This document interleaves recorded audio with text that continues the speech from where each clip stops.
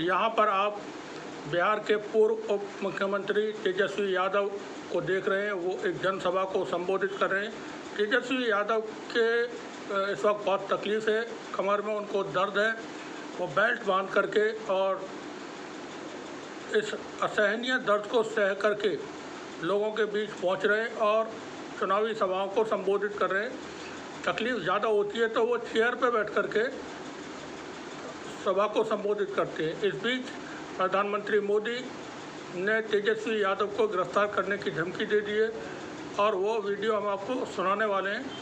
और ये वीडियो जो हम सुनाएंगे आपको वो रवीश कुमार ऑफिशियल के सौजन्य से होगा। रवीश कुमार की रिपोर्ट है, आज ही की रिपोर्ट है, उससे वो हम आपको सुनाने जा रहे हैं। सुनिएगा। और मैं आज लगता है प्रधानमंत्री और बीजेपी ने ये वीडियो हम आपको रवीश कुमार ऑफिशियल से दिखा रहे हैं। देखें आप ये वीडियो क्या कहते हैं प्रधानमंत्री मोदी।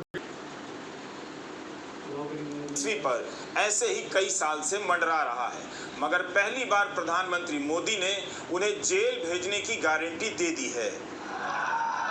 और मैं आज बिहार के लोगों को एक और गारंटी दे रहा हूं। जिन्होंने बिहार के गरीबों को लूटकर नौकरी के बदले जमीन लिखवाई है,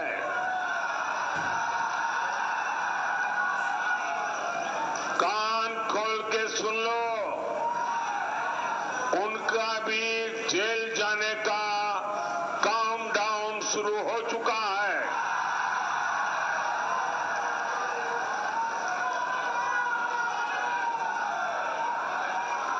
ये जैसे ही ये हेलीकॉप्टर में चक्कर मारने का समय उनका पूरा होगा, जेल का रास्ता तय हो जाएगा। तो लूटने वालों को एनडीए सरकार छोड़ेगी नहीं। और ये एनडीए की गारंटी है, मोदी की भी गारंटी है। प्रधानमंत्री मोदी ने बिहार के उप मुख्यमंत्री तेजस्वी यादव को गिरफ्तार करने की खुले मंच से धमकी दी है। इस धमकी के बाद तेजस्वी यादव क्या कहते हैं, आप सुनिए। हमसे डर गए क्या? और प्रधानमंत्री जी हार रहे तो इस तरह का बयान दे रहे। आप बताओ, एक 34 साल के बिहारी नौजवान को डरा रहे। बिहारी गुजराती से डरता नहीं है। मोदी जी, ये झारखंड और दिल्ली नहीं है, ये बिहार। एक बार हाथ लगा करके तो दिखाओ।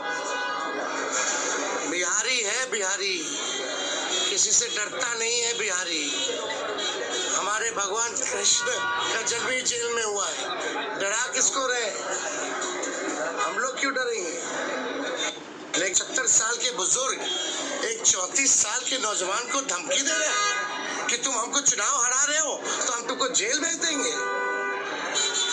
वो वक्त जनता फैसला करेगी, हमारी मालिक तय करेगी। तो क्या बिहार के अंदर हो रही जनसभाओं में जिस तरह से भीड़ तेजस्वी यादव की सभाओं में उमड़ करके आ रही है, जो आप ऐसा कभी नज़ारा देखेंगे नहीं, पहले कभी देखा नहीं होगा। तेजस्वी यादव, जैसा हमने बताया, तकलीफ़ में है, उनको दर्द है, बावजूद इसके वो लोगों के बीच पहुंचते हैं और जनसभाओं को संबोधित करते हैं, रैलियों में शामिल होते हैं। इस तमाम चीज़ों से प्रधानमंत्री मोदी अंदर तक हिल गए हैं और उन्होंने खुले मन से धमकी दे दी है तेजस्वी यादव को चुनाव के बाद गिरफ्तार कराने की। अच्छा, ये ऐसा क्यों है? क्योंकि ये बिल्कुल डिस्ट्रक्शन की पॉलिसी है बीजेपी की, और सत्ता से अब ये जब ये जा रहे हैं तो खींच, जिसको कहते हैं खींच, भड़ास निकालने और लोगों को धमकाने की कोशिश कर रहे हैं आखिरी वक्त में, कि हो सकता है किसी तरह से स्थितियाँ अभी भी इनके पक्ष में हो जाएं और जो एजेंसियां उनका इस्तेमाल करके, चुनाव आयोग का इस्तेमाल करके, चुनाव आयोग का जो रोल रहा है इस चुनाव में नकारात्मक है पूरी तरह से। प्रधानमंत्री मोदी ने जो आज धमकी दी है वो मॉडल ऑफ चुनाव की जो आचार संहिता होती है उसका खुला उल्लंघन है। अब चुनाव आयोग इस पर कोई संज्ञान नहीं लेगा, ये बिल्कुल तय माना जाए, क्योंकि चुनाव आयोग के पास इतना करेज, इतनी हिम्मत नहीं है कि वो जिन्होंने अपॉइंट किया है चुनाव आयुक्तों को, वह अपने मालिक के खिलाफ किसी तरह की कार्रवाई कर सकें। चुनाव आयोग की ड्यूटी सिर्फ इतनी है कि वो खामोशी से बैठा हुआ देखता रहे और एक पक्ष को जिताने की जितनी कोशिशें हैं वो उसमें लगा रहे। 6 फेज़ का इलेक्शन मुकम्मल हो चुका है और अब आखिरी फेज़ का इलेक्शन बाकी है। उससे पहले प्रधानमंत्री मोदी की ये जो धमकी तेजस्वी यादव को लेकर के दी गई है वो बहुत ही गंभीर है। इस पर कोर्ट को भी संज्ञान लेना चाहिए और चुनाव आयोग को भी संज्ञान लेना चाहिए। प्रजातंत्र में, लोकतंत्र में आप अपनी बातें जनता के सामने जाकर के रखते हैं, अपने कार्यक्रम रखते हैं और लोगों से अपने किए हुए पर वोट मांगते हैं। धमका करके, डरा करके, लड़ा करके, गालियां दे करके, बदतमीजी करके, लोगों को लालच दे करके चुनाव नहीं जीते जाते। प्रधानमंत्री मोदी के पास लंबा राजनीतिक अनुभव है, लेकिन वो तमाम मर्यादाएं जो पॉलिटिक्स की हैं वो सब तोड़ करके तीसरी बार हुकूमत हासिल करना चाहते हैं। ये बहुत ही गंभीर है और देश के लिए बहुत बड़ा ख़तरा भी है।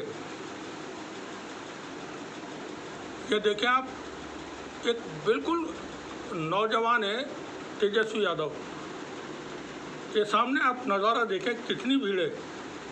अब ये जो जनसैलाब तेजस्वी यादव की सभा में आता है, इसकी वजह से प्रधानमंत्री मोदी परेशान है। और जो बिहार का राज्य है, बिहार में उन्होंने पिछली बार एनडीए गठबंधन ने 40 में से 39 सीट्स जीती थे।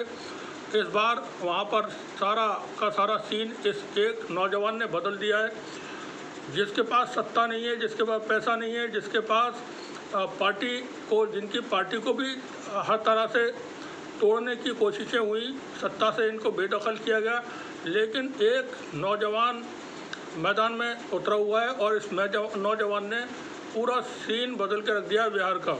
और जो खबरें हैं, जो जानकारियां हैं, जो सोशल मीडिया पर जानकारियां हैं, उसके मुताबिक बिहार में इस बार खेला बड़ा हो रहा है और भारतीय जनता पार्टी एनडीए गठबंधन वहां पर सीमित सीटों पर सिमट के रह जाएगा।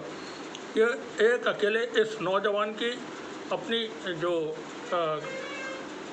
क्षमता है, उसके अंदर कितना पोटेंशियल है, ये साबित करता है और लोगों को इनके ऊपर कितना भरोसा है ये भी साबित करता है, क्योंकि लोकतंत्र जो है वो जनता के वजह से हो रहता है और बिहार लोकतंत्र की जननी मानी जाती है, लैंड ऑफ डेमोक्रेसी।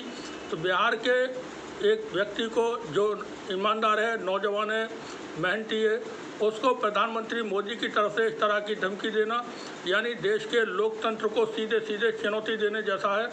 अब देखते हैं चुनाव आयोग क्या इस पर कोई कार्रवाई करता है कि नहीं करता और क्या किसी तरह का कोई नोटिस कोर्ट वगैरह लेती है या नहीं लेती है। शुक्रिया आप सभी का।